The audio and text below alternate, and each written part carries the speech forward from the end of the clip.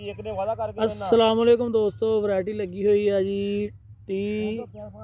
9017 tiger seed की variety आ 9017।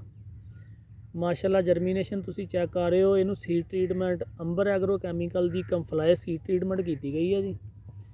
तो इस पानी ते इंशाल्लाह अल्लाह के करमो फजल के नाल 2 किलो सल्फर ते अद्धी बोरी यूरिया इंशाल्लाह इनू लग जाएगी मक्की नू।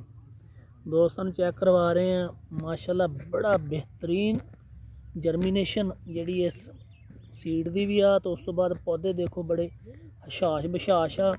हजे तक इनू पहला चोया नहीं लग्या।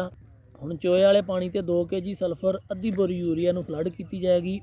उस तो अगले पानी ते इंशाल्लाह 8 लीटर आफी मेड प्लस अंबर एग्रो कैमिकल का यूज़ होएगा, नाल 1 बोरी यूरिया यूज़ करवावांगे जी।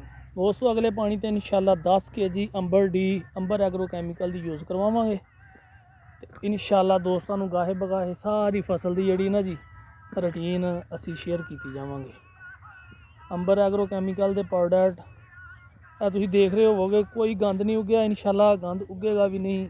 असीटा क्लोर प्लस एट्राजीन का स्प्रे होया 24 घंटे वाला जी। वैरायटी हैगी है जी T9017 6317 वाली लैन है जी।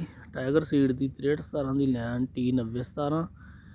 और जर्मीनेशन टेस्ट करना है। उस तो बाद दोस्तों चेक करवा रहे हैं। देखो जी कल पानी लग गया जी इन्होंने चोया। अल्लाह के हुक्म नाल सारी बाहर आ।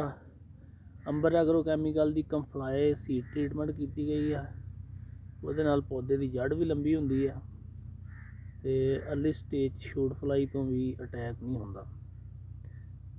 इंशाल्लाह अगों भी दोस्तों जोड़ा नैक्सट प्लैन आ वो भी शेयर करते जावांगे। अजे पहला ही पानी लगा बजाई तो बाद अलहमदुलिल्लाह दोस्त चेक कर रहे हैं।